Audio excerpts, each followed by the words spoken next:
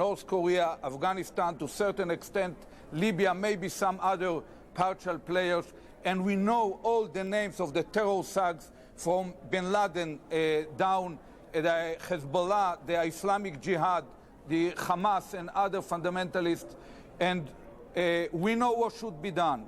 We have an enormously capable intelligence community. Don't be kind of misled by the failure to give an early warning about this very attack. When the international community will focus its resources about these terror thugs, we will identify them. We'll clearly know whoever is ready to host them or sponsor them, and the world should be ready to act. Mr. Barak, we saw so many chilling images yesterday, it's hard to even recount them all, but one which struck me was the sight of some Palestinians, many of them young people, cheering in the streets when they heard of the attacks. A little while ago, live here on CNN, Hana Ashwari with the Palestinians, a spokesperson for the Palestinians, said not to judge the Palestinians by that initial reaction and the reaction of a minority. I'm curious what your response is. You know, what you have seen in the streets of the Palestinians is the result of a continuous incitement that is carried on by the Chairman Arafat and his media instruments against Israel, against the free world, against America. It's pity to see that. I don't think that this is the main issue right now. It's quite painful to see how people are responding, but the real issue is to focus our energies and to wage this war the way our ancestors dealt with the piracy on the high seas, namely to make it a fully coherent effort to put an end to this phenomena. It will be painful. We will see more painful days like yesterday on the way. It will have ups and downs. It might take 10 years, but we will get rid of this phenomena if we are determined enough to reach this objective. Former Israeli Prime Minister Ehud Barak joining us from London. Thank you very much, sir. Paula. Thanks so much, Miles. We are going to go back to Gary Tuchman, who is one of the few reporters who has been able to get as close as possible to the perimeter area of what used to be the World Trade Center, where rescue operations are underway. Gary, can you update us on the rescue of those two men that were identified earlier this morning? We have been told by fire officials that at least 5 firefighters have now been rescued and a police officer who is critically burned. With us right now is a New York Tell us about these. We obviously are having difficulty with this video phone. You do not know that with this being as fresh news as it is, some 22 hours after the crash, it's very difficult to establish any contact with that area in and around the World Trade Center. Miles, one of the things I'd like to share with our audience now is some new information that's come out, information that is going to continue to make the American public sick. The Associated Press is now reporting that into the night, the ferries carried loads of bodies across the Hudson River. This was a spokesman for Jersey City who provided this information. We understand that 3 cab companies actually ripped the seats out of their vans to help carry the dead to the military ocean terminal in Bayonne, New Jersey. This information continues to devastate anybody that lives in this city, anybody that lives in the nation for that matter, Miles.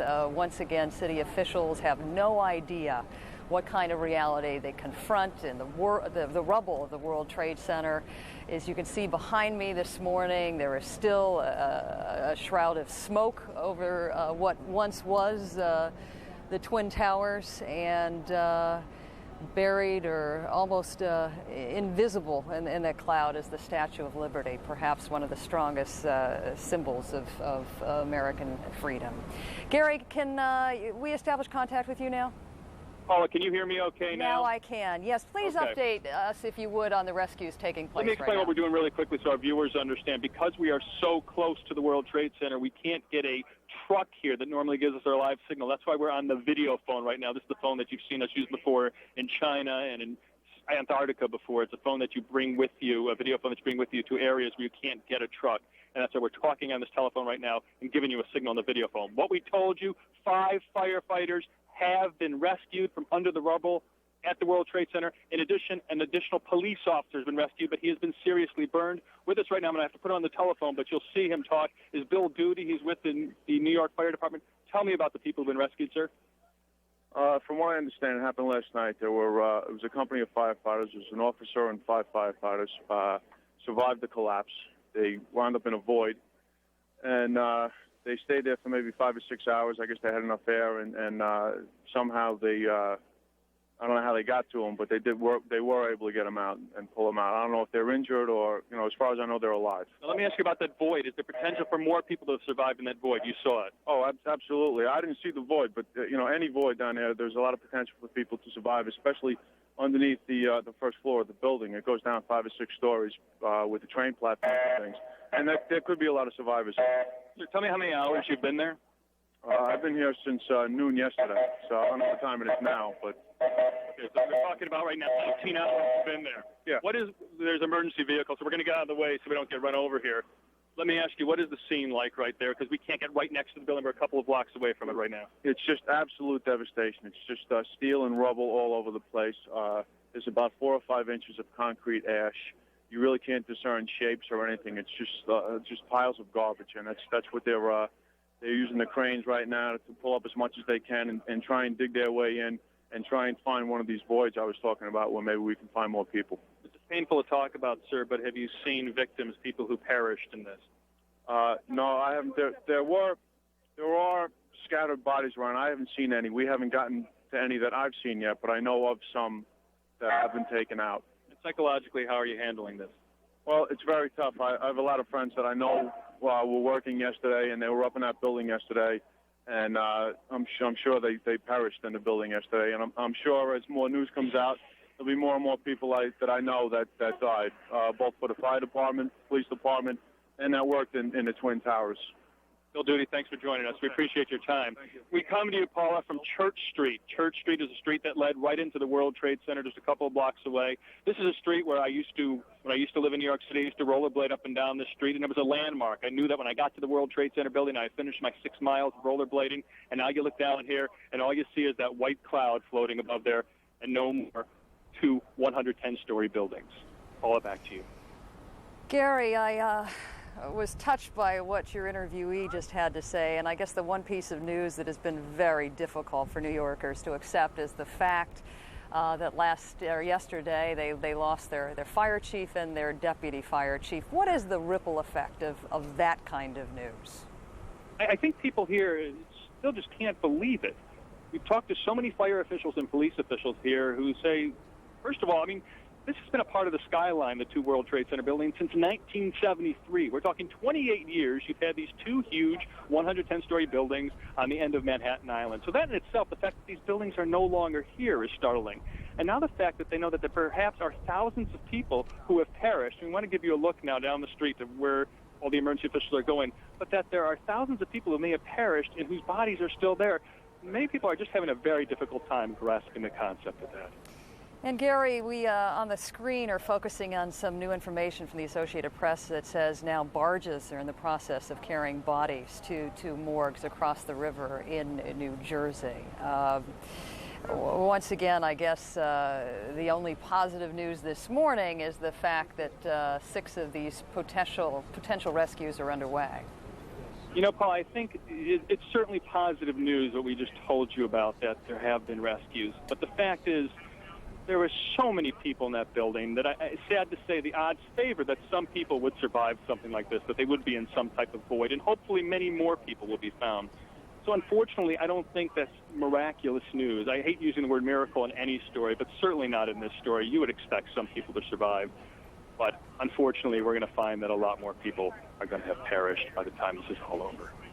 Gary, I know you've had a chance to interview a number of people out there this morning. What is their biggest fear as they attempt more of these rescues this morning?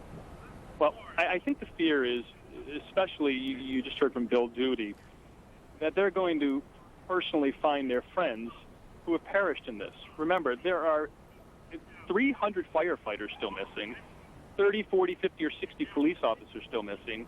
And we've been dealing today with a lot of police officers, and we're very close to the scene right now, and a lot of the police officers, frankly, weren't so happy that we were so close.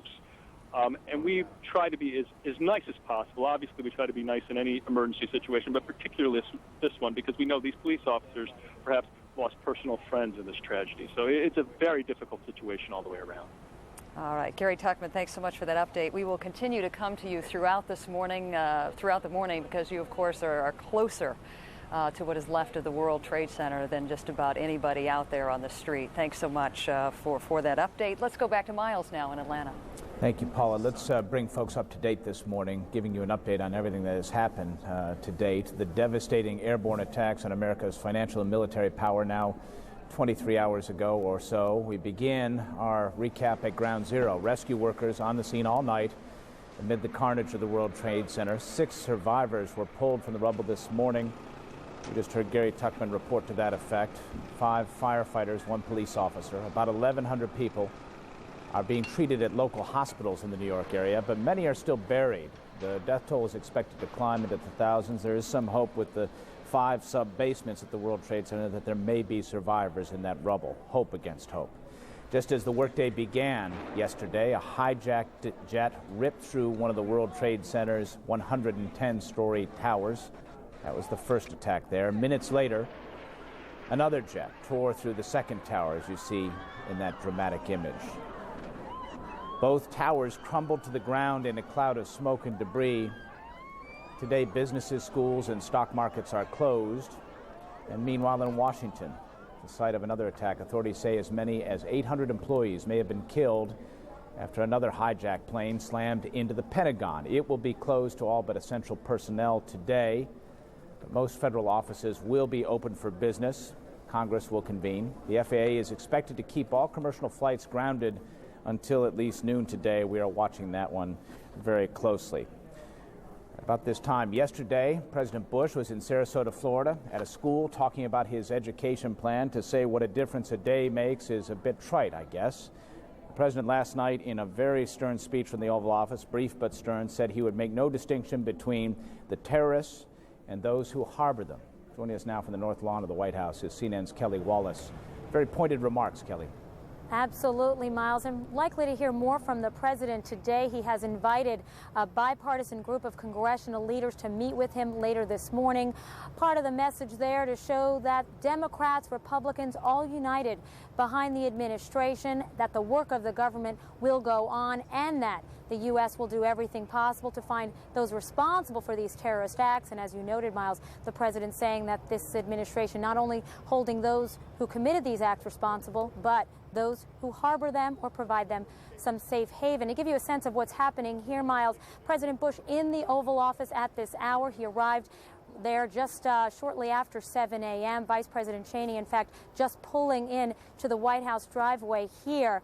The president expected to begin his day meeting with his national security team, getting the latest on the investigation and the search and rescue efforts. Another big message coming from this White House today is that the U.S. government is doing everything it possibly can to assist with recovery operations in New York, in Pennsylvania, and of course outside Washington, D.C. at the Pentagon in Virginia. In fact, the president will be calling on Americans to do their part and donate blood. There will be a blood drive here at the White House, the Blood Mobile pulling into the White House driveway shortly around 7 a.m. The president and the First Lady expected to drop by that blood drive this afternoon, that for government workers, reporters, photojournalists to step in and donate blood. And Miles, as you know, of course, pictures really speak volumes on a day like this. I want to show you something our photographer shot probably around 6:30, 6:45 this morning.